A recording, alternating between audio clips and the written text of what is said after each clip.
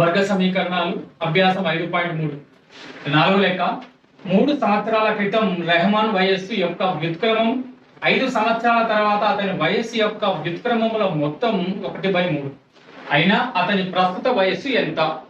So ఇప్పుడు రెహమాన్ యొక్క ప్రస్తుత వయస్సు ఎంత? x సంవత్సరాలు. ఎందుకంటే అతని ప్రస్తుత వయసుని మనం కనుక్కోవాలి, అది ఎంతో తెలియదు. కాబట్టి రెహమాన్ యొక్క ప్రస్తుత వయసుని ఏమనుకొని లెక్క చేద్దాం? x అనుకొని లెక్క చేయాలి. Okay, right.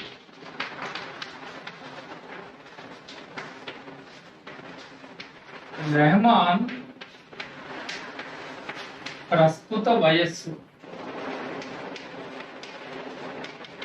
ఏమనుకుందాం? x సంవత్సరాలు. ఓకేనా? అయితే 3 సంవత్సరాల క్రితం అంటే ప్రస్తుత వయస్సు నుంచి 3 సంవత్సరాల క్రితం వెనక్కి తీసుకుంటే మైనస్ చేయాలి. ఎందులో నుంచి? ప్రస్తుత వయసులో నుంచి ఈ 3 సంవత్సరాలను ఏం చేస్తాం?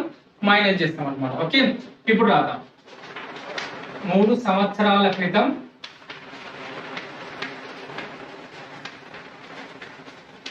రెహమాన్ వయస్సు ఎంత? x-3 సంవత్సరాలు. అది ఇప్పుడు మనం ఏం చేయాలి? అతని వయస్సు యొక్క వ్యుత్క్రమం. ఏ వయస్సు? 3 సంవత్సరాల క్రితం అతని వయస్సు యొక్క వ్యుత్క్రమం. వ్యుత్క్రమం అంటే ఏంటి తెలుసా? గుణకార విలోమం. చూడండి ఇక్కడ 3 సంవత్సరాల క్రితం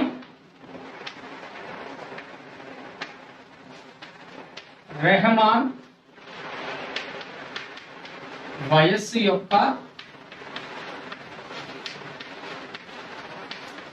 వ్యుత్క్రమం అంటే ఏం చేయాలి? ఇక్కడ మనం వ్యుత్క్రమం అంటే దీనికి గుణకార విలోమం రాయాలి. గుణకార విలోమం అంటే తిరిగేసి రాయడం అంతే. సో 1/x-3 సంవత్సరాలు. ఇది ప్రశ్నలు అడిగినటువంటిది. ఏంటిది? 3 సంవత్సరాల క్రితం రెహమాన్ వయస్సు యొక్క వ్యుత్క్రమం ఎంత? 1/x-3 సంవత్సరాలు. సేమ్ అదే విధంగా ఇప్పుడు 5 సంవత్సరాల తర్వాత అతని వయస్సు యొక్క వ్యుత్క్రమం రాయాలి. ఓకే, ఇప్పుడు రాద్దాం. 5 సంవత్సరాల తర్వాత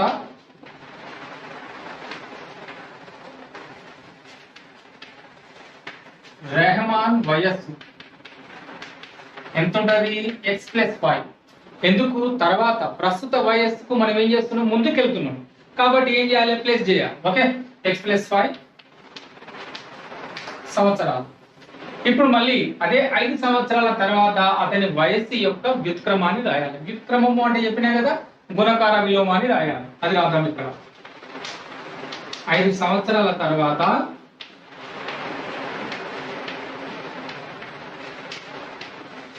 రెహమాన్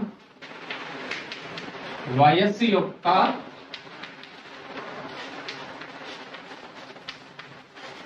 వ్యుత్క్రమం అంటే 1/x+5 సంవత్సరాలు. ఇది రెండవది. చూడండి, ప్రశ్నలు అడిగిన దత్తాంశం ప్రకారం మనం రాసుకోవడం జరిగింది. ఏంటిది? 3 సంవత్సరాల క్రితం రెహమాన్ వయస్సు యొక్క వ్యుత్క్రమం మరియు 5 సంవత్సరాల తర్వాత రెహమాన్ వయస్సు యొక్క వ్యుత్క్రమం. ఈ రెండింటిని మనం రాసుకోవడం జరిగింది. ఇప్పుడు ఈ రెండింటిని కలిపితే ఈ రెండింటి యొక్క మొత్తం దేనితో సమానం అంటున్నాడు? 1/3తో సమానం అంటున్నాడు. ఓకేనా? ఇప్పుడు అది రాయాలి. దత్తాంశం ప్రకారం ఏంటిది? 1/x-3 plus 1/x+5 that equals to 1/3. ఏంటిది? ఇది 3 సంవత్సరాల క్రితం రెహమాన్ వయస్సు యొక్క వ్యుత్క్రమం మరియు 5 సంవత్సరాల తర్వాత రెహమాన్ వయస్సు యొక్క వ్యుత్క్రమాల మొత్తం 1/3 అన్నాడు ఇక్కడ. ఇది దత్తాంశం. సో దీని ప్రకారం మనం లెక్క చేయాలి. ఇప్పుడు చూడండి, x-3 x+5 రెండింటిని మనం ఏం చేయాలి? ఇక్కడ కాసాగు తీయాలి. x-3 x+5 కాసాగు తీస్తున్నాం. x-3కి x-3 క్యాన్సల్ అయిపోతే మిగిలేది ఎంత? x+5. ఈ x+5 ని దేంతో గుణించాలి? మనం దీనిపైన ఉన్న ఒకటితోటి గుణించుకోవాలి. సో x+5 ఒకట్ల x+5 ప్లస్ x+5కి x+5 క్యాన్సల్ అయిపోతే మిగిలేది x-3. ఈ x-3 ని ఒకటితో గుణిస్తే x-3. ఓకేనా? రైట్. ఇప్పుడు 1/3కు 1/3 రాసుకుందాం. నెక్స్ట్ ఈ x-3 ఆఫ్ x ప్లస్ 5 దీన్ని దీంతో గుణించాలంటే అడ్డగుణకారం, దీన్ని దీంతో అడ్డగుణకారం చేయాలి. అడ్డగుణకారం చేస్తే ఏమవుతుందో చూద్దాం. చూడండి ఇక్కడ ఫస్ట్ x ప్లస్ x ఎంత 2x ప్లస్ 5 మైనస్ 3 ఎంత ప్లస్ 2. ఓకేనా, ఈ స్టెప్ రాసుకున్న తర్వాత చేద్దాం. x minus 3 of x plus 5, x minus 3 of x plus 5 that is equal to 1/3. ఇప్పుడు అడ్డగుణకారం చేద్దాం. ఇక్కడ రాసుకున్నాం అడ్డగుణకారము చేయగా ఏమవుతుంది, దీన్ని 3తో గుణించాలి. సో ఏమవుతుంది, 3తో గుణిస్తే 3 రెట్ల 6 లేదా రాద్దాం స్టెప్ 3 ఆఫ్ 2x ప్లస్ 2. ఇది దీంతో గుణిస్తే x minus 3 of x plus 5. ఇప్పుడు గుణిద్దాం. 3 రెట్ల 6 6x, 3 రెట్ల 6 x into x x square x into 5 plus 5x minus 3 into x minus 3x minus into plus minus 3 5 15 వచ్చిందా. సో ఈ విధంగా వచ్చిన తర్వాత ఏం చేయాలి, మనం ఇక్కడ ఉన్న LHS లో ఉన్నటువంటి విలువలన్నీ కూడా RHS వైపు తీసుకెళ్ళాలి. ఓకేనా, ఇప్పుడు చూద్దాం.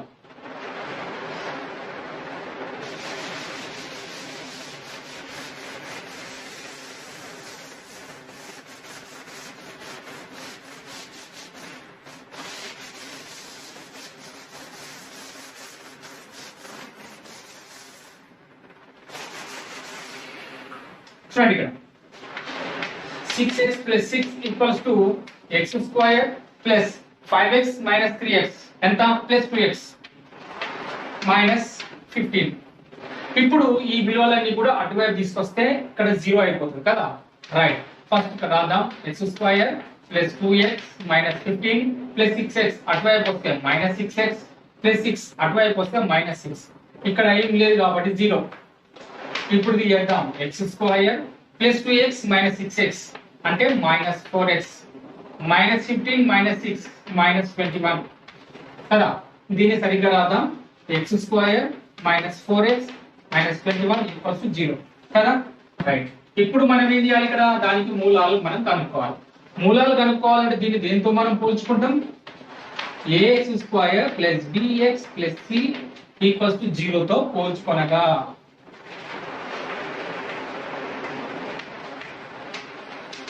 ఓకేనా, అప్పుడు మనకి a ఈజ్ ఈక్వల్ టు ఎంత 1, b is equal to minus 4, c is equal to minus 21 కదా. So x is equal to సూత్రం ఏంటిది, minus b plus or minus under root b square minus 4ac by 2a. Right, ఇప్పుడు minus కు minus రాద్దాం. b అంటే ఏంటిది, ఇక్కడ minus 4 plus or minus under root b square అంటే minus 4 whole square minus 4ac 4 రాద్దాం. ఫస్ట్ a అంటే ఏది 1, c అంటే మైనస్ 21, 2a అంటే 1 కదా. రైట్, సో ఇక్కడ ABC విలువల్ని ఆ సూత్రంలో అంటే ఈ సూత్రంలో ప్రతిక్షేపిస్తే ఆ రూపం వచ్చింది. ఇప్పుడు మనం ఏం చేద్దామంటే మైనస్ కి మైనస్ ప్లస్ 4 కి 4 plus or minus under root minus 4 whole square అంటే ఎంత 16 minus into minus plus 4 1 4 4 1 8 84 okay by 2 1 2. ఇప్పుడు రండి 4 plus or minus under root 84 plus 16 6 4 ఎంత 10 1 ఏతాలు 8 1 9 9 1 10 ఎంత 100 బై 2. సో ఇక్కడ 4 ప్లస్ ఆర్ మైనస్ 100 కు వర్గమూలం ఎంత 10. సో ఇక్కడ రాద్దాం 10 బై 2. ఇప్పుడు ఏం చేయాలి, మనం ఒకసారి కూడాలి ఒకసారి తీసేయాలి కదా. సో 4 ప్లస్ 10 బై 2 ఇంకొకసారి 4 మైనస్ 10 బై 2. సో ఇక్కడ మనకు వచ్చేది ఎంత 10 ప్లస్ 4 అంటే 14 14 బై 2. ఇంకొకటి 10 మైనస్ 4 అంటే minus 6 so minus 6 by 2. Okay, ఇప్పుడు చూద్దాం.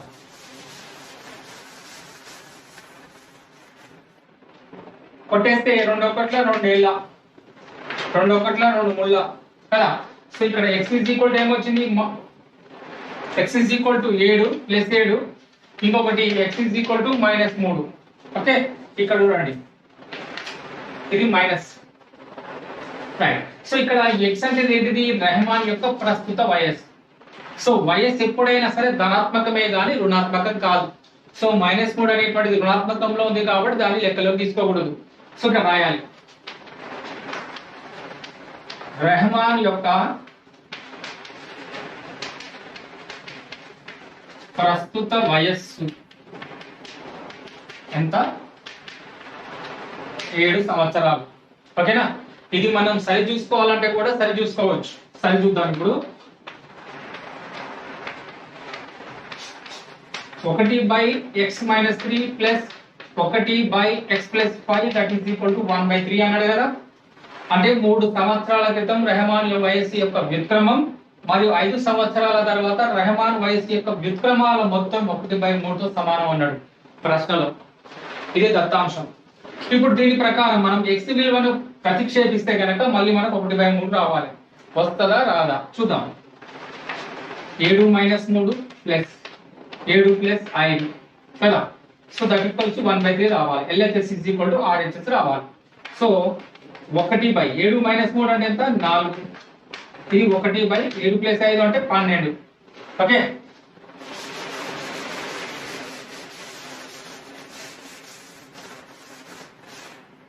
చూడండి 1/4 ప్లస్ 1/12. ఈ 4 ఏకంలో 12 పోతుంది కదా, 4 గుణంలో 12. సో 12 అనేటువంటిది కాసాగు ఇక రాసుకున్నాం. 4 ఏకంలో 12 ఎందులో పోతుంది, 3లో పోతుంది. సో 3 ఏకం 3, 12 ఏకంలో 12 పోతుంది కాబట్టి 1లో పోయింది. ఆ 1 దీంతో గుణిస్తే 1. సో 4/12, 4 1 4 3. సో మనకు వచ్చిన ఆన్సర్ ఎంత, 1/3. సో LHS ఎంత వచ్చింది మనకు, 1/3. సో RHS కూడా 1/3. సో ఇక్కడ therefore మనకు వచ్చింది ఏంటిది, ఇక్కడ LHS is equal to RHS. ఈ విధంగా రెహమాన్ వయస్సు 7 సంవత్సరాలు అని చెప్పి మనం సరి చూడడం జరిగింది అనమాట. ఓకే, నెక్స్ట్ ఇప్పుడు 5 లెక్క చూద్దాం. 5వది, మౌలికకు గణితంలో మరియు ఇంగ్లీష్ లో వచ్చిన మార్కులు మొత్తం 30. ఆమెకు ఒకవేళ గణితంలో 2 మార్కులు ఎక్కువగా, ఇంగ్లీష్ లో 3 మార్కులు తక్కువగా వచ్చి ఉంటే ఆ రెండిటి యొక్క లబ్ధం 210 అయి ఉండేది. అయినా ఆమెకు 2 సబ్జెక్టుల్లో వచ్చినటువంటి మార్కులను కనుగొనుము అన్నాడు. సో ఫస్ట్ మనం ఏం చేయాలంటే ఇక్కడ మౌలికకు గణితంలో మరియు ఇంగ్లీష్ లో వచ్చిన మార్కుల మొత్తం రాయాలి. ఎంత, 30 కదా. సో ఇప్పుడు రాద్దాం. మౌలికకు గణితంలో వచ్చిన మార్కులు, గణితాన్ని ఏమనుకుందాం, ఎం అని అనుకుందాం అన్నమాట. ఓకే, ఎం అంటే మ్యాథ్స్. గణితంలో వచ్చిన మార్కులు ఎన్ని, ఎం మార్కులు. అయితే ఇంగ్లీష్ లో వచ్చిన మార్కులు ఎన్ని. సో ఇక్కడ రాద్దాం. మౌలికకు గణితంలో మరియు ఇంగ్లీష్ లో వచ్చిన మొత్తం మార్కులు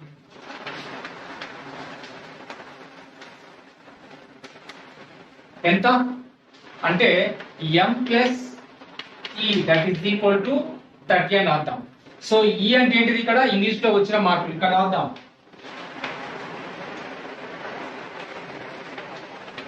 మౌలికకు ఇంగ్లీష్ లో వచ్చిన మార్కులు ఎట్లా కనుక్కుంటాం మనం, చూడండి. మ్యాథ్స్ లో వచ్చిన మార్కులు, ఇంగ్లీష్ లో వచ్చిన మార్కులు రెండింటిని కూడితే వచ్చిన మార్కులు ఎన్ని, 30. సో ఎం అంటే ఏంటిది, గణితంలో వచ్చినటువంటి మార్కులు. మరి ఇంగ్లీష్ లో వచ్చిన మార్కులు ఎన్ని అంటే మనం ఏం చేస్తాం, ఈ మ్యాథ్స్ లో వచ్చిన మార్కుల్ని అటువైపు తీసుకెళ్ళాలి. అంటే మొత్తం టోటల్ మార్క్స్ లో నుంచి మ్యాథ్స్ మార్క్స్ తీసేస్తే వచ్చేటివి ఇంగ్లీష్ లో వచ్చిన మార్కులే కదా. సో ఇప్పుడు ఏం రాస్తాం, E is equal to 30 minus m. ఇది రెండవది, ఇదేమో ఒకటవది. గణితంలో వచ్చిన మార్కులు m, ఇంగ్లీష్ లో వచ్చిన మార్కులు 30 మైనస్ m. ఓకే, ఇప్పుడు దత్తాంశాలు ఏమంటారంటే, ఒకవేళ గణితంలో మౌలికకు 2 మార్కులు ఎక్కువగా వచ్చి ఉంటే, ఇక్కడ రాద్దాం. మౌలికకు గణితంలో 2 మార్కులు ఎక్కువగా వచ్చి ఉంటే ఏమయ్యేది? m+2 అయ్యేది కదా. ఈ మార్కులు ఏవైతే ఉన్నాయో గణితంలో వచ్చిన మార్కులకి 2 మార్కులు ఎక్కువగా వచ్చి ఉంటే అప్పుడు ఏమయ్యేది? m+2 అయ్యేది. దీన్ని థర్డ్ వన్ అంటున్నాం. అయితే నెక్స్ట్ ఇంకోటి ఏమన్నాడు? ఇంగ్లీష్ లో 3 మార్కులు తక్కువగా వచ్చి ఉంటే ఇక్కడ రాద్దాం. ఇంగ్లీష్ లో మౌలికకు 3 మార్కులు తక్కువగా వచ్చి ఉంటే ఆ మార్కులు ఏ విధంగా ఉంటుండే? 30 - m - 3. సో 30 - m అనేటువంటిది ఇంగ్లీష్ లో మార్కులు. అయితే ఇంగ్లీష్ లో ఒకవేళ 3 మార్కులు తక్కువగా వచ్చి ఉంటే అంటే -3 చేయాలి. సో అప్పుడు ఏమవుతుంది చూడండి, ఇక్కడ 30 - 3 అంటే 27. 20 - m 27 - m ఇది 4. ఓకేనా? అయితే ఇప్పుడు ఒకసారి చూద్దాం. మౌలికకు గణితంలో వచ్చిన మార్కులు m అనుకుందాం. మరియు మౌలికకు గణితంలో మరియు ఇంగ్లీష్ లో వచ్చిన మొత్తం మార్కులు ఎన్ని? m+e maths marks and English marks రెండింటిని పూర్తి వచ్చిన మార్క్స్ ఎన్ని? 30 మార్కులు. అవునా? అయితే మనకి ఇంగ్లీష్ లో మార్క్స్ కావాలి. ఇంగ్లీష్ లో మార్క్స్ కావాలంటే ఏం చేయాలి? మనం వచ్చినటువంటి మొత్తం మార్కుల నుంచి మ్యాథ్స్ మార్క్స్ తీసేస్తే వచ్చేది ఇంగ్లీష్ మార్క్స్ కదా. So English marks is equal to 30 - maths marks. క్లియరా? రైట్. అది ఫస్ట్ ఈక్వేషన్. ఇది సెకండ్ ఈక్వేషన్ అనుకున్నాం. రెండో పాయింట్ ఏమన్నాడు? దత్తాంశంలో మౌలికకు గణితంలో 2 మార్కులు ఎక్కువగా వచ్చి ఉంటే సో గణితానికి ఏం చేయాలి? మనం 2 మార్కులు ఎక్కువ కలపాలి, m+2. ఇంగ్లీష్ లో మౌలికకు 3 మార్కులు తక్కువగా వచ్చి ఉంటే అంటే ఇంగ్లీష్ లో వచ్చిన మార్కులకు మనం ఏం చేయాలి? -3 మార్కులు చేయాలి. So 30 - m - 3. సో ఇక్కడ మనకు 30 - 3 అంటే 27 - m కు -m. ఇది ఫోర్త్ ఈక్వేషన్ అంటున్నాం. ఓకేనా?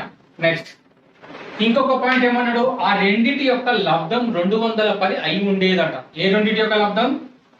గణితంలో 2 మార్కులు ఎక్కువగా మరియు ఇంగ్లీష్ లో 3 మార్కులు తక్కువగా వచ్చి ఉంటే ఆ రెండిటి యొక్క లబ్ధం దేంతో సమానమై ఉండేది?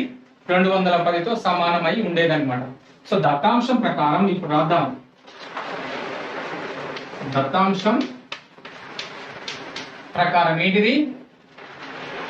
m+2 of 27 - m equals to 210.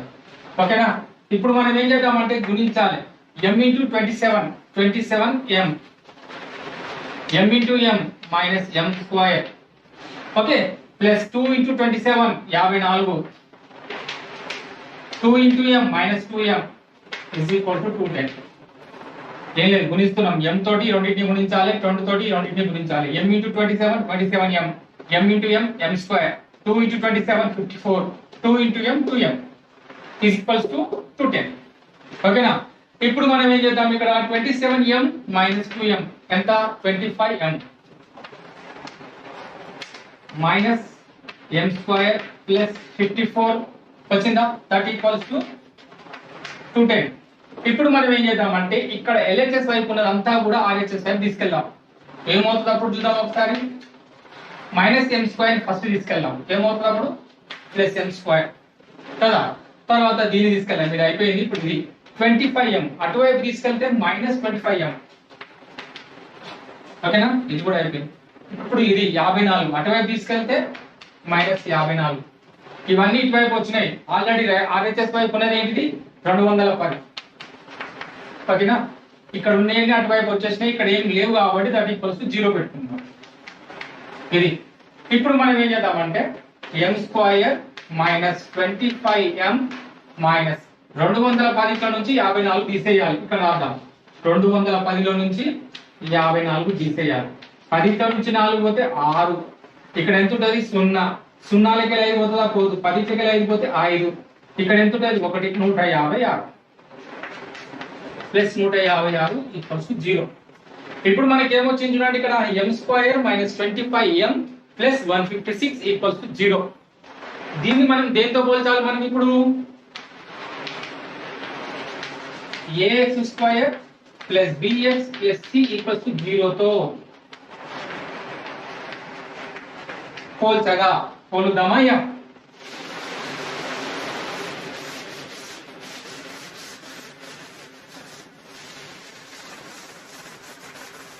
చూడండి, a ఈజ్ ఈక్వల్ టు ఎంత?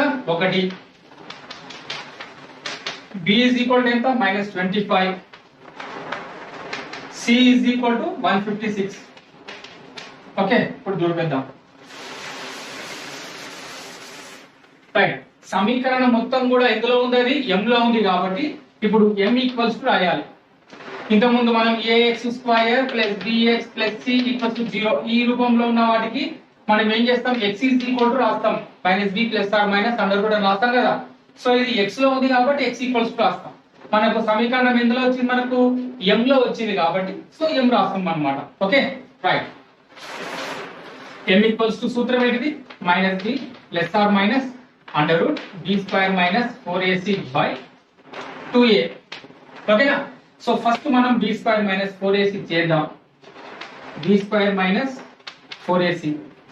b² అంటే ఏంటిది? ఇక్కడ -25 హోల్ స్క్వేర్ -4 4 a 1 c 156. ఓకేనా? -25 హోల్ స్క్వేర్ అంటే మైనస్ ను స్క్వేర్ వేస్తే ప్లస్ 25 ను స్క్వేర్ వేస్తే 625 మైనస్ 4 × 4 4 × 156 4 × 24 2 × 15 60 62 624. ఇందులో నుంచి తీసేస్తే ఎంత? 1. So b² - 4ac b² - 4ac ఎంత వచ్చింది? మనకు 1 వచ్చింది. సో ఇక్కడ మనకు ఇది ధనాత్మకమైన విలువ వచ్చింది కాబట్టి 2 మూలాలు ఉంటాయి. రైట్, ఇప్పుడు మనం ఏం చేద్దామంటే ఈ సూత్రంలో ప్రతిక్షేపిద్దాం. మొత్తం m equals to -b b అంటే ఇది -25 కదా, -25 + or - మన b² - 4ac విలువ ఎంత వచ్చింది? మనకు 1 వచ్చింది. అది ఇక్కడ రాద్దాం. /2a a అంటే ఎంత? 1 అయిపోయింది కదా. So minus into minus plus 25 √1 అంటే ఎంత? 1 కాబట్టి +or - 1/2 ఇప్పుడు చూడండి, ఒకసారి కూడాలి ఒకసారి తీసేయాలి. 25 + 1 25 - 1. సో ఇక్కడ ఏమవుతుంది మనకు? 25 + 1/2 ఇంకొకటి 25 - 1/2. ఇప్పుడు ఏమవుతుంది? 25 + 1 అంటే 26/2 ఇంకొకటి ఏమో 24/2. 26/2 అంటే ఎంత? కొట్టేస్తే 13 ఇంకొకటి 12 వచ్చిందా? అయితే రెండు కూడా ధనాత్మకమైన విలువలు వచ్చినాయి. రెండు కూడా మనం లెక్కలో తీసుకోవాలి. సో ఇప్పుడు మనం లెక్క సరి చూడాలి. ఓకే, దానికంటే ముందు ఈ 13 ఏంటిది 12 ఏంటిది మనకు కావాలి కదా. సో మనం కనుక్కునేది ఏంటిది? m విలువ కనుక్కున్నాం. సో ఇక్కడ therefore m = 13 లేదా m = 13 లేదా m = 12. ఇది మనకు ఆన్సర్. అంటే m అంటే ఏంటిది? గణితంలో ఆమెకు వచ్చినటువంటి మార్కులు, ఎవరికి మౌలికకు వచ్చిన మార్కులు ఎన్ని అంటే 13 లేదా 12 కూడా అయి ఉండొచ్చు. సో 13 అయినప్పుడు ఇంగ్లీష్ లో వచ్చిన మార్కులు ఎన్ని అది కనుక్కోవాలి. ఒకవేళ గణితంలో ఆమెకు 12 మార్కులు వచ్చి ఉంటే ఇంగ్లీష్ లో వచ్చిన మార్కులు ఎన్ని అది మనం కనుక్కోవాలి. సో ఇప్పుడు లెక్క సరి చూసి చూద్దాం.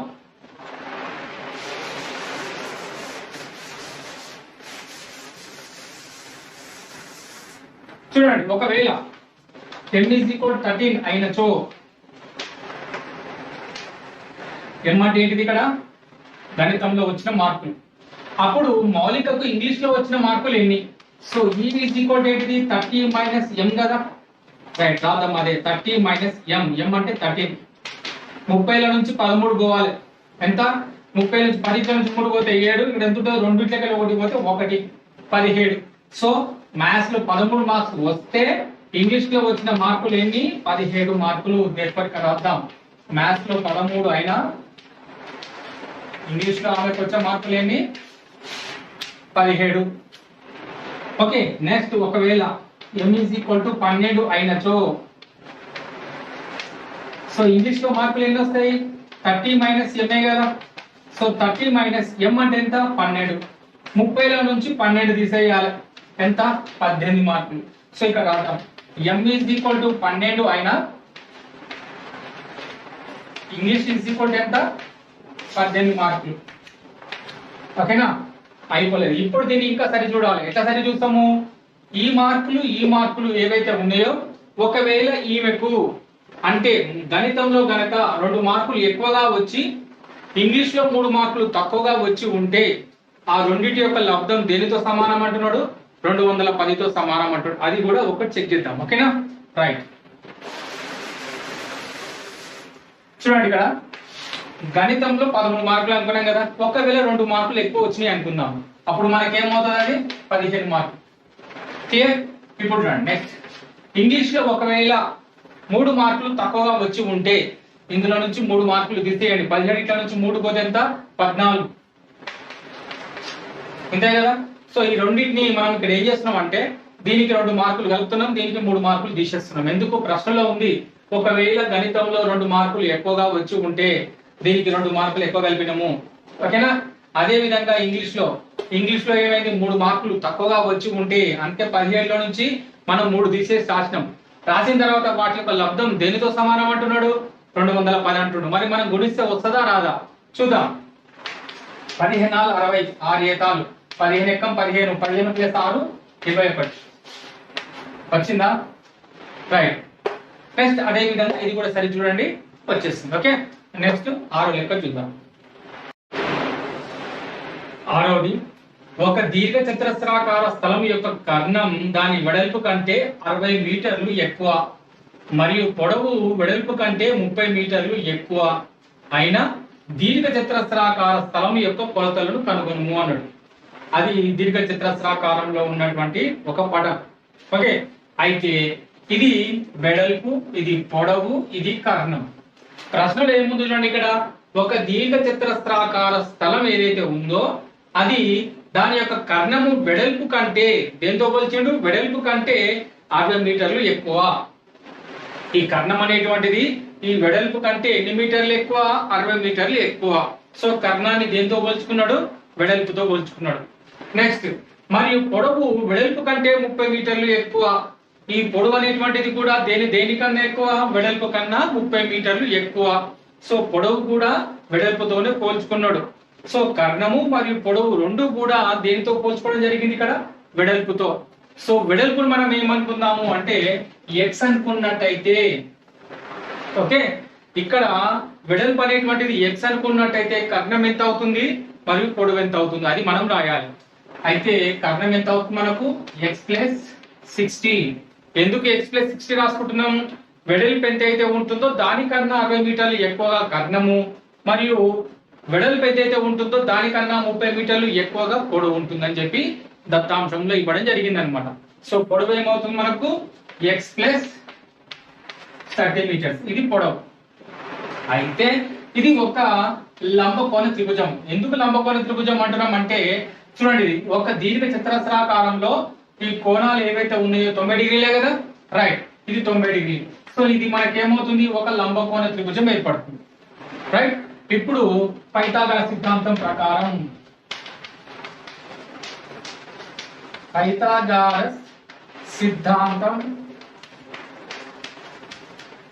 ఏంటిది? కర్ణము స్క్వేర్ ఈజ్ ఈక్వల్ టు భుజము స్క్వేర్ ప్లస్ భుజము స్క్వేర్. ఇదే కదా. రైట్. మొదటగా ఇక్కడ రాద్దాం. పొడవు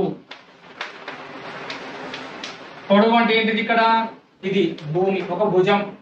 ఓకే ఇది దీని పేరు రాద్దాం ABC. ఓకే పొడవు ఎంత వచ్చింది మనకు? AB x + 30 metres. వెడల్పు రాద్దాం. వెడల్పు ఏంటిది? BC that equals to x metres. తర్వాత కర్ణము అంటే AC that equals to x + 60 metres. Pythagoras సిద్ధాంతాన్ని ఇప్పుడు మనం అప్లై చేయబోతున్నాం. ఏ విధంగా? కర్ణము అంటే ఏంటిది? AC కదా. సో ఇక్కడ AC² = AB² + BC². AB² + BC². ఇదే కదా పైథాగరస్ సిద్ధాంతం ప్రకారం. ఇప్పుడు మనం AC² = AB² + BC² మనం రాయాలి. AC² అంటే ఎంత? x + 60 whole square. AC బదులుగా మనం ఏం రాసుకున్నాం? x + 60 రాసుకున్నాం. స్క్వేర్ పెట్టుకున్నాం. Next AB². AB అంటే ఏంటిది? ఇక్కడ x + 30. Okay plus plus b c అంటే ఏంటిది ఇక్కడ ఎక్స్ ఎక్స్ స్క్వేర్. ఓకేనా? ఇప్పుడు చేద్దాం a plus b whole square formula అంటే a square plus 2ab plus b square కదా. సో ఏ స్క్వేర్ అంటే ఏంటిది ఎక్స్ స్క్వేర్, తర్వాత 2ab అంటే 2 ఆర్ల 12 అంటే 120 ఎక్స్ ప్లస్ బి స్క్వేర్ అంటే 60 స్క్వేర్ వేయాలి, 6 ఆర్ల 36 0 3600. Okay right. ఇప్పుడు ఏ ప్లస్ బి హోల్ స్క్వేర్ ఇది కూడా చేద్దాం. ఎక్స్ ను స్క్వేర్ వేస్తే ఎక్స్ స్క్వేర్ ప్లస్ 2ab 2 మూల 6 6 పక్కకు 0 60 ఎక్స్ ప్లస్ బి స్క్వేర్ అంటే 30 స్క్వేర్ వేస్తే ఎంత 900 వచ్చిందా. ఇది అయిపోయింది. నెక్స్ట్ ఇది ప్లస్ ఎక్స్ స్క్వేర్. ఇప్పుడు రాద్దాం ఎక్స్ స్క్వేర్ ఎంత 2x స్క్వేర్ 900 ఇది 60x.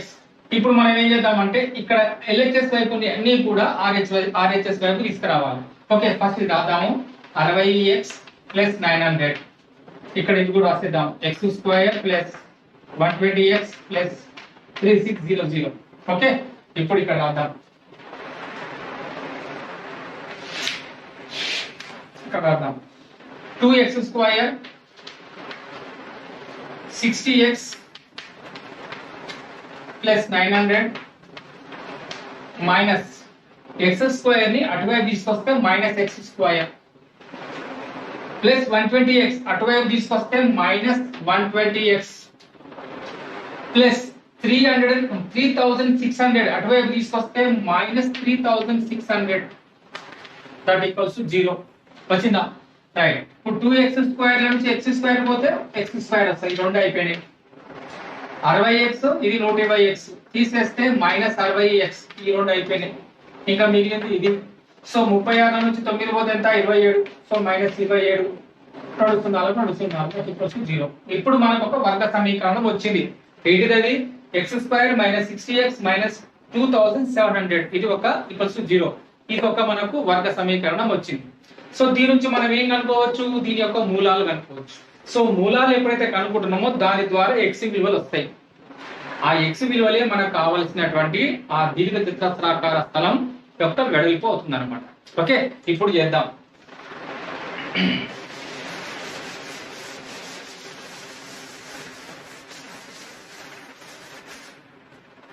ఫస్ట్ దీన్ని మనం దేంతో పోల్చుకోవాలి? మనం ax square plus bx plus c equals 0 తో పోల్చాలి. పోలిస్తే a ఈజ్ ఈక్వల్ టు ఎంత 1, b ఈజ్ ఈక్వల్ టు ఏమో minus 60, c is equal to ఏమో మైనస్ 2700. ఓకే ఫస్ట్ మనం ఏం చేద్దాం? ఇక్కడ b స్క్వేర్ మైనస్ 4ac చేద్దాం. b స్క్వేర్ అంటే మైనస్ 60 హోల్ స్క్వేర్ మైనస్ 4 కు 4 a అంటే ఎంత 1 c అంటే ఎంత minus 2700 minus 60 whole square minus ను స్క్వేర్ చేస్తే ప్లస్ 6 ను స్క్వేర్ చేస్తే 36 ఇవి 2 సున్నాలు minus into minus plus 4 ఎక్కం 4 into 2700 చేద్దాం. 4 0 0 4 0 0 4 7 28 2 ఏతాలు 4 8 8 2 10 10,800. ఓకే ఇప్పుడు రెండింటిని కూడదాం. 2 సున్నాలు ఇక్కడ 2 సున్నాలు కూడితే 2 సున్నాలు 8 14 1 ఏతాలు 1 4 ఇది 1 14,400 వచ్చింది. ఏంటిది ఇది? b square minus 4ac is equal to 14,400 వచ్చింది. ఇప్పుడు మనం సూత్రంలో ప్రతిక్షేపిద్దాం. x ఈజ్ ఈక్వల్ టు ఏంటిది? Minus b plus or minus b square minus 4ac by 2a. Minus కు మైనస్ రాద్దాం. b అంటే ఏంటిది? ఇక్కడ మైనస్ 60 రాద్దాం. Plus or minus under root b square minus 4ac విలువ మనకు వచ్చింది. ఇక్కడ ఎంత 14,400. 2a a అంటే ఎంత 1 right. Minus into minus plus plus or minus. ఇప్పుడు దీనికి వర్గమూలం చేయాలి. 144 వర్గమూలం ఎంత 12 రాద్దాం. 2 సున్నాలకు వర్గమూలం ఎంత 1 0 రైట్ అయిపోయింది. బై 2 1 2. ఇప్పుడు మనం చేయాల్సింది ఏంటిది? ఇక్కడ ఒకసారి చూడాలి ఒకసారి తీసేయాలి. ఇప్పుడు చేద్దాం 60 ప్లస్ 120/2. ఇంకొకసారి ఏం చేయాలి మనం 60 మైనస్ 120/2. ఓకేనా? నెక్స్ట్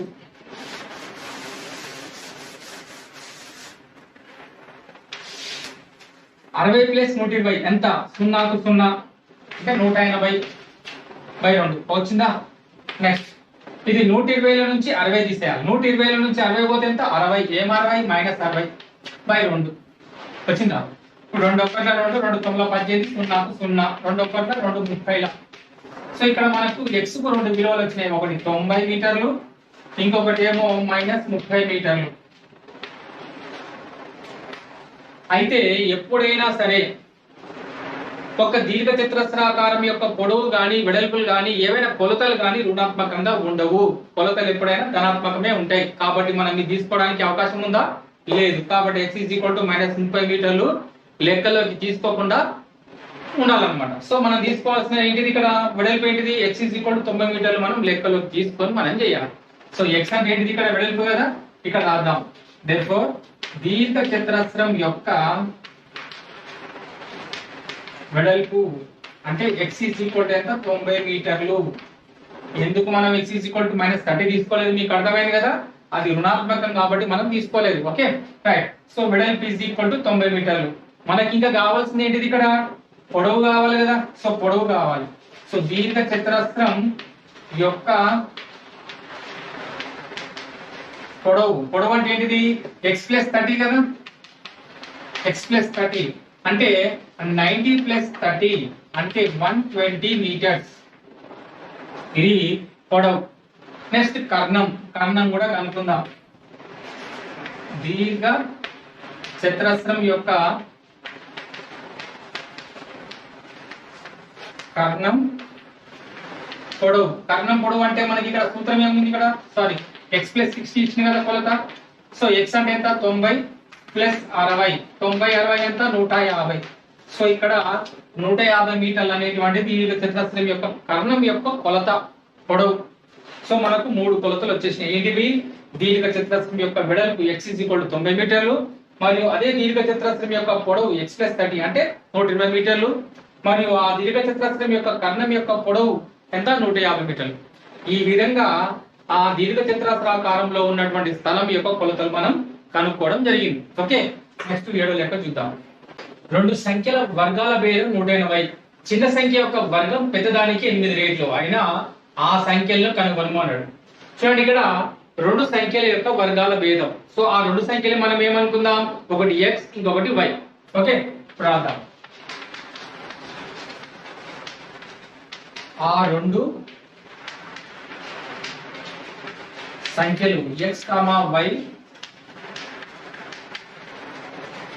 అనుకుంటే అయితే ఆ 2 సంఖ్యల యొక్క వర్గాల భేదం 180 అన్నాడు కదా. రైట్. ఇప్పుడు రాద్దాం. దత్తాంశం ప్రకారం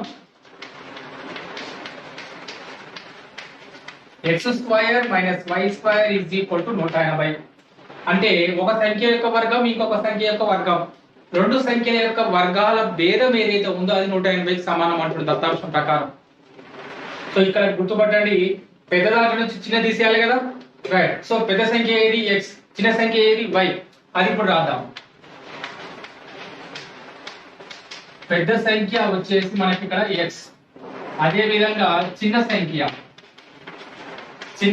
అంటే y. అయితే ఇక్కడ ఏమంటాడు? ఇంకొక పాయింట్, చిన్న సంఖ్య యొక్క వర్గం, చిన్న సంఖ్య అంటే ఇది కదా, దీని యొక్క వర్గం y² దేనితో సమానం? అది పెద్ద దానికి 8 రెట్లు. అంటే ఈ పెద్ద సంఖ్యకి ఎన్ని రెట్లు? 8 రెట్లు, 8x. ఇదన్నట్టు. ఓకే ఇదేమో ఈక్వేషన్ 1 అనుకుందాం, ఇది ఈక్వేషన్ 2 అనుకుందాం. ఇప్పుడు ఎక్కడైతే y² ఉందో అక్కడ మనం ఇది ప్రతిక్షేపిద్దాం. అర్థమైందా? రైట్. 2ను 1లో ప్రతిక్షేపించగా ఏమవుతుంది? అప్పుడు x² మైనస్ y² = 180 కదా. ఇప్పుడు మనం ఏం చేయాలి? ఇక్కడ ఎక్కడైతే y² ఉందో అక్కడ y² = 8x ఉంది కదా. సో y² కనపడే చోట 8x పెట్టాలి. ఈ విధంగా నెక్స్ట్ 180 కూడా ఇటువైపు తీసుకొచ్చుకుందాం. X square minus 8x minus 180 equal to 0. ఇప్పుడు మనకు ఒక సమీకరణం వచ్చింది, వర్గ సమీకరణం. దీనిని మనం దేంతో పోల్చుకోవాలి? మనం ax square plus bx plus c equal to 0 తో పోల్చగా,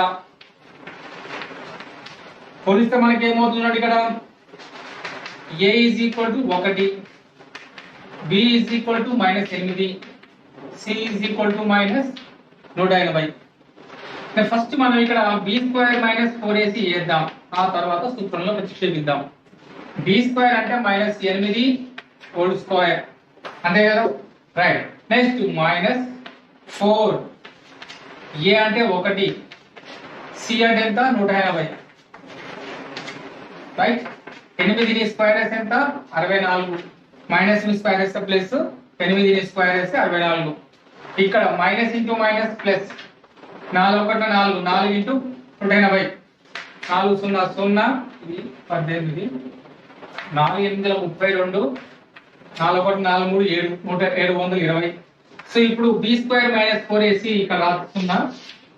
b square minus 4ac equals to 720 plus 64 ఎంత అవుతుంది? 4 ప్లస్ 0 4, 6 2 8, 7 కు 784.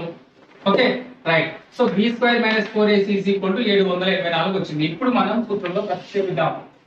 x equals to -b plus or minus b square minus 4ac by 2a కదా. ఇప్పుడు మైనస్ కు మైనస్, b అంటే -8, so -8 రాద్దాం, plus or minus under root b square minus 4ac అంటే ఎంత? 784. a అంటే ఎంత? 1. Right. Minus into minus plus, plus 8, plus or minus 784 వర్గమూలం ఎంత? చూడండి, ఇక్కడ 2 అంకెల్ పైన గీత, ఒక అంకె. సో 7కు వర్గమూలం అంటే లేదు కాబట్టి అది ఎందులో పోతుంది? వర్గమూలం ఎక్కాలలో 2 రోజుల 3 మూల 9 ఎక్కువైపోతుంది కాబట్టి 2 రోజుల తీసుకుంటాం. ఓకే, సో 10ల స్థానంలో 2 వచ్చింది. మరి 1ల స్థానంలో ఇది 4 ఉంది కదా ఇక్కడ. సో అది ఎందులో పోవచ్చు? మనకు 2 రోజుల 4, 8 8 64. సో ఇక్కడ 4 అవ్వడానికి అవకాశం ఉంది, ఇక్కడ 8 అయ్యే అవకాశం ఉంది. సో మనం ఏం చేద్దాం? 28 ఇంటూ 28 చేద్దాం. 8 8 64, 8 2 16, 16 ప్లస్ 6 22, 2 8 16, 2 4 1 5, 784 వచ్చింది కదా. ఎందులో పోయింది? 28లో పోయింది. So 28 into 28 784. దీని యొక్క వర్గమూలం ఎంత? మనకు 28. అది ఇక్కడ రాద్దాం. 2 1 2. ఇప్పుడు మనం ఏం చేయాలి? ఒకసారి కూడాలి, ఒకసారి తీసేయాలి. 8 ప్లస్ 28 బై 2, ఇంకొకటి 8 minus 28 by 2. Okay, 28 plus 8 36, 36 by 2. 28లో నుంచి 8 పోతే ఎంత? 20 బై 2. ఏం 20 బై 2? మైనస్.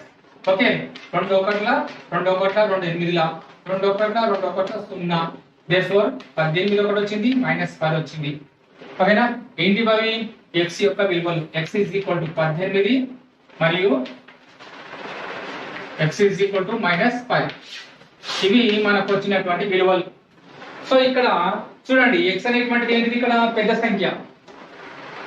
ఓకే, ఇంకొకటి ఏమి వచ్చింది ఇక్కడ? -10. -10ని మనం లెక్కలో తీసుకోవాల్సిన అవసరం లేదు. సో ఇది తీసుకోవాలి 18. ఎందుకు? రుణాత్మక సంఖ్య కాబట్టి దాన్ని లెక్కలో తీసుకోవాల్సిన అవసరం లేదు. x ఈజ్ ఈక్వల్ టు 18 తీసుకొని మనం చేద్దాం. చూడండి ఇక్కడ ఏమవుతుందో ఒకసారి.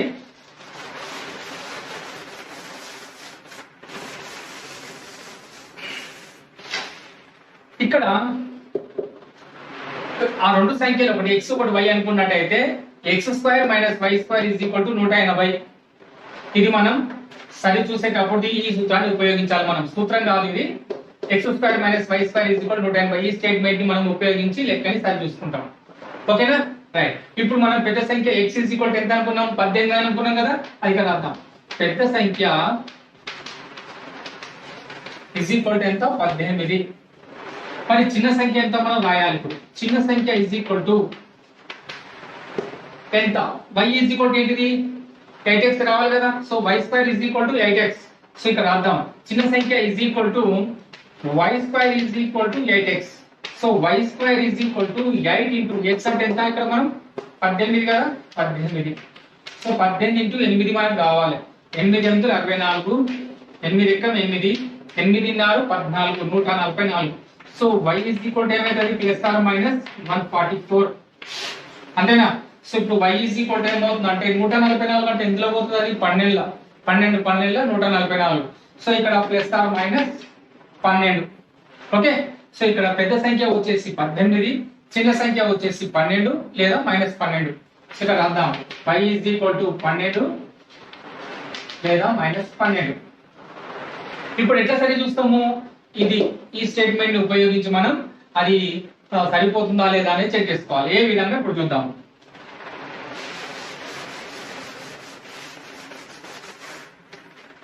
ఈ చిన్న సంఖ్య రాదా ఫస్ట్.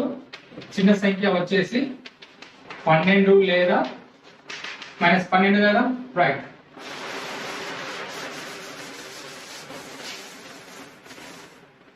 మనకి ఇచ్చినటువంటి స్టేట్మెంట్ ఏంటంటే x² - y² = 180 కదా. సో x² అంటే ఏంటిది ఇక్కడ పెద్ద సంఖ్య 18 స్క్వేర్, y² అంటే ఏంటిది ఇక్కడ మనకు y = ఎంత 12 వచ్చింది ప్లస్ 12. సో 12 స్క్వేర్ రాద్దాం that is equal to 180. 18 square అంటే ఎంత 18 ఇంటూ 18,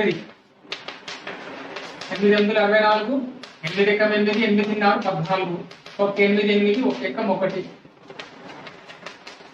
324, 12 12 144. ఇప్పుడు ఇందులో నుంచి తీసేస్తే 180 రావాలి.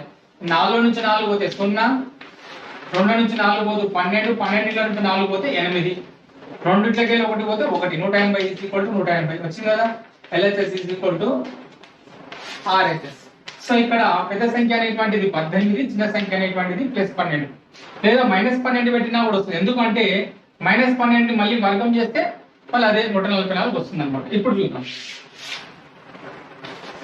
x² - y² = 180 కదా. x² పెద్దది 18 స్క్వేర్ మైనస్ y² అంటే ఏంటి ఇక్కడ -12 తీసుకొని చూద్దాం.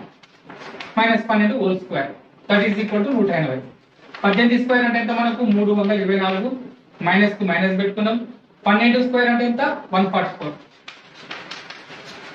మళ్ళీ 324 నుంచి 144 పోతే వచ్చేది 180. 180 = 180. కాబట్టి పెద్ద సంఖ్య 18, చిన్న సంఖ్య ఏమై ఉండొచ్చు 12 ఉండొచ్చు లేదా -12 అయి కూడా ఉండొచ్చు అన్నమాట. Okay right. ఒక రైలు 360 కిలోమీటర్ల దూరమును ఏకరీతి వేగంతో ప్రయాణించును. దీని వేగం గంటకు 5 కిలోమీటర్లు పెరిగినా అదే దూరమును ప్రయాణించుటకు పట్టు కాలం 1 గంట తగ్గును. అయితే రైలు వేగమును కనుగొనుము అన్నాడు. చూడండి ఇక్కడ ఒక రైలు అది ప్రయాణం చేసే దూరం ఎంత 360 కిలోమీటర్లు. అది ఏకరీతి వేగంతో ప్రయాణిస్తుందంట. సో దాని యొక్క వేగం అనేటువంటిది మనకు తెలియదు. కాబట్టి ఆ రైలు యొక్క వేగాన్ని మనం ఏమనుకోవాలి x km/h అనుకోవాలి. అంటే గంటకు x కిలోమీటర్ల వేగం చొప్పున ఆ రైలు ప్రయాణం చేస్తుందని చెప్పి దాని అర్థం. ఓకే ఇప్పుడు అర్థం. ఒక రైలు వేగం x km/h అని అనుకుందాం రైట్. అయితే ఆ రైలు ప్రయాణం చేస్తున్నటువంటి దూరం అంటే ప్రయాణ దూరం ఎంత, ప్రయాణించు దూరం ఎంత 360 కిలోమీటర్లు. అయితే వాడు ఏమంటుండు దానికి పట్టిన కాలం కనుక్కోమంటుండు కదా.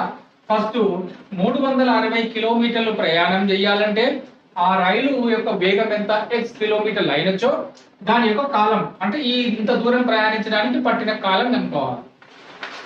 సో కాలం ఈక్వల్ ఏంటిది దూరము బై వేగం, ఇదే కదా సూత్రం రైట్.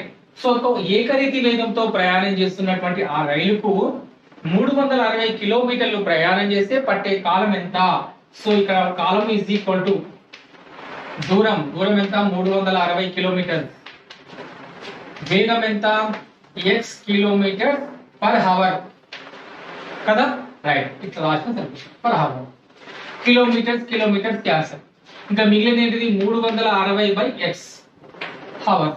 ఓకే సో ఇక్కడ కాలం is equal to 360/x hours అంటే గంటలు. ఇది ఒకటది ఒకవేళ రైలు యొక్క వేగం 5 కిలోమీటర్లు పెరిగింది అనుకుందాం, అంటే గంటకు 5 కిలోమీటర్లు వేగం పెంచినట్టయితే చేరుకోవాల్సిన గమ్యం అనేటువంటిది 1 గంట తక్కువలోనే అది ప్రయాణ దూరాన్ని చేరుకుంటుంది. ఎంత దూరం అది? 360 కిలోమీటర్ల దూరం. అదే దూరాన్ని 1 గంట ముందుగానే చేరుకుంటుంది అనమాట. సో దాన్ని ఏ విధంగా రాయొచ్చు? ఇప్పుడు ఆ రైలు యొక్క వేగం, ఆ రైలు వేగం 5 కిలోమీటర్స్ పర్ అవర్ పెరిగిన, అంటే ఆ రైలు వేగం ఎంత పెరిగింది? 5 కిలోమీటర్లు పెరిగింది గంటకు. సో దాన్ని ఏ విధంగా రాయొచ్చు రైలు వేగాన్ని? అప్పుడు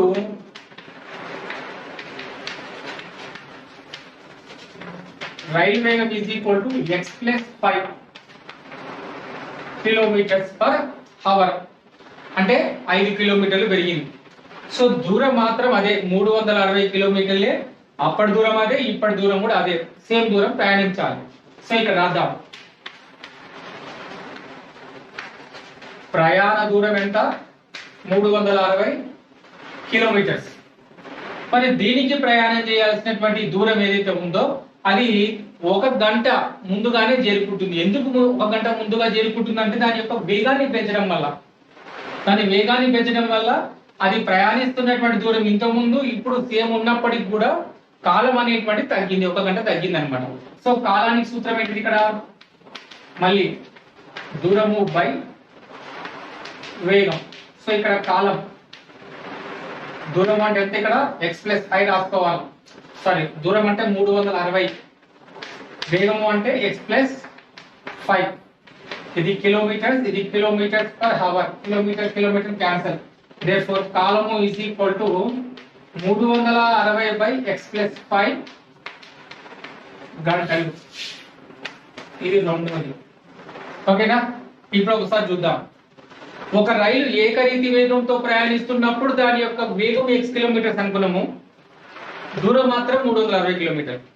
అప్పుడు కాలం అంటే 360 కిలోమీటర్లు ప్రయాణం చేయాలంటే దానికి పట్టినటువంటి కాలం ఎంత? 360 బై x. ఇప్పుడు రైలు వేగం పెంచినాం, 5 కిలోమీటర్లు పెంచినప్పుడు దాని దూరం అయితే మారలేదు, దూరం అదే 360 కిలోమీటర్లే. మరి ప్రయాణానికి పట్టిన కాలం ఎంత అంటే 1 గంట తగ్గింది, 360 బై x ప్లస్ 5. సో ఇక్కడ దత్తాంశం ఏమన్నాడు? 1 గంట తగ్గింది అన్నాడు కదా టైం అనేటువంటిది. దాన్ని ఏ విధంగా రాసుకోవచ్చు మనం? ఇందులో నుంచి ఇది మైనస్ చేయాలి. రెండింటి యొక్క భేదం అనేటువంటిది 1 గంట సమయం, కాలం యొక్క భేదం ఎంత? 1 గంట తగ్గింది. కాబట్టి రెండింటి యొక్క భేదం మనం తీసుకోవాలి. ఏ విధంగా? 360 by x minus 360 by x plus 5. ఈ రెండింటి యొక్క కాలాల భేదం ఎంత? 1 గంట. 1 గంట తేడా వచ్చింది అన్నమాట. అదిగా రాస్తున్నాం 1 గంట. ఓకే, ఇప్పుడు లెక్క చేద్దాం.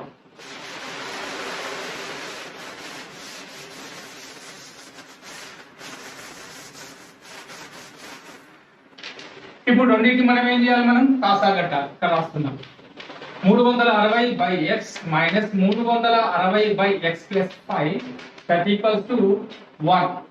ఓకే, ఇప్పుడు చూద్దాం. ఇది x, ఇది x ప్లస్ 5. రెండింటిని మనం ఏం చేయాలి? కాసా అంటే x రాసి x ప్లస్ 5 రాద్దాం. x కి x పోయింది, మిగిలింది ఏంటిది? x plus 5. So 360 into x plus 5 minus కు మైనస్.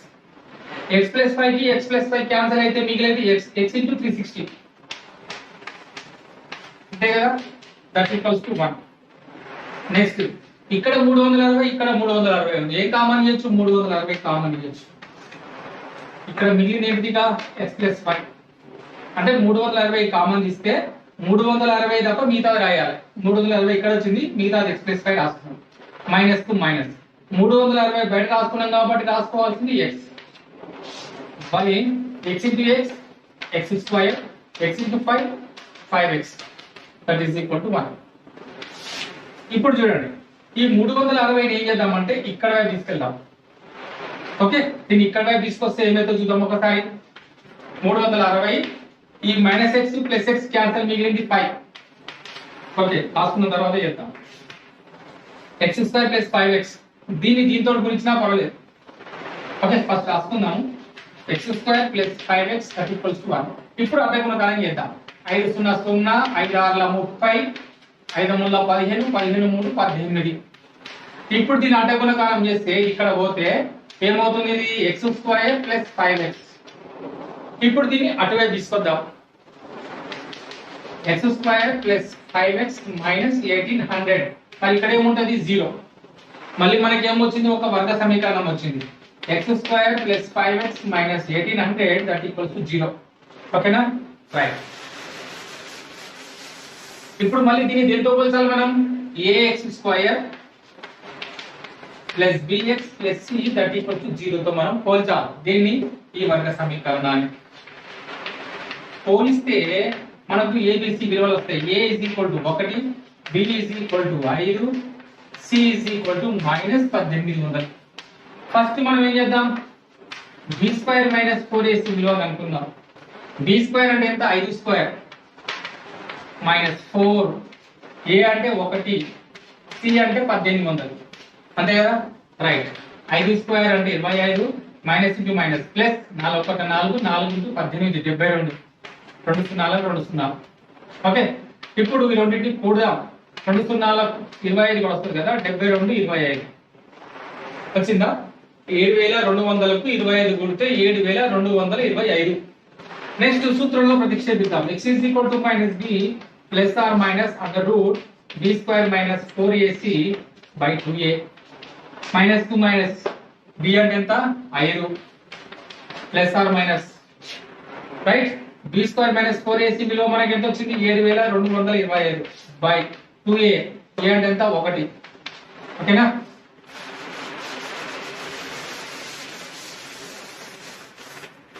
నెక్స్ట్ -5 ± √7225. దీనికి వర్గమూలం ఎంత? సో వర్గమూలం చేయాలంటే షార్ట్ కట్. ఇక్కడ 25 ఉంది కదా. రైట్. 2 గీతలకు 2 అంకెలకు ఒక గీత, 2 అంకెలకు ఒక గీత. ఫస్ట్ మనం ఏం చేద్దామంటే 72 తీసుకుందాం. 72 ఎందులో పోతుంది మనకు? వర్గమూలాల ఎక్కాల లోపల 8 8 64, 9 9 81. ఎక్కువైపోతుంది 9 అంటే 8లో పోతుంది. 8 8 64. సో 1 8, 10ల స్థానంలో 8. మరి 1ల స్థానంలో ఏ తీసుకోవాలి? ఇక్కడ 25 ఉంది కాబట్టి 5 5 25 తెలిసిపోతుంది మనం. అంటే 85. చెక్ చేసుకుందాం. 85 లా 7225 అవుతుందా కాదా? 5 5 25, 8 8 64, 64 ప్లస్ 8 72. ఓకేనా? 5 5 25, 8 8 64, 64 మళ్ళీ 8 కొడితే 72. సో 7225 ఇది. సో సరిపోయింది కాబట్టి మనం వర్గమూలం ఎంత? 7225 కు 85 రాసుకుందాం బై 2. ఇప్పుడు ఒకసారి కూడాలి, ఒకసారి తీసేయాలి. So x = -5 + n/5 by 2. ఇంకొకటి -5 - n/5 బై 2. ఇప్పుడు 85 ఇక్కడ నుంచి 5 పోతే ఎంత? 80 80 బై 2. ఇంకొకటి 85 మరి 5 ఎంత? -90 బై 2. సో ఇక్కడ ఏమొచ్చింది? -45. వేగం ఎప్పుడు కూడా మనకు రుణాత్మకంగా ఉండదు కాబట్టి ఇది నెగ్లిజిబుల్, వదిలేయచ్చు. రైట్. ఇది ఎంత కొట్టేస్తే 40. సో 40 వచ్చింది. ఇదేమో -45 వచ్చింది. ఏది తీసుకోవాలి మనం? ఇది తీసుకోవాలి. So x = 40 km/h. ఏంటిది? ఆ రైలు యొక్క ఏకరీతి వేగము. ఆ రైలు యొక్క ఏకరీతి వేగం ఎంత? 40 km/h. 40 km/h దాని యొక్క వేగం అన్నమాట. Okay, right.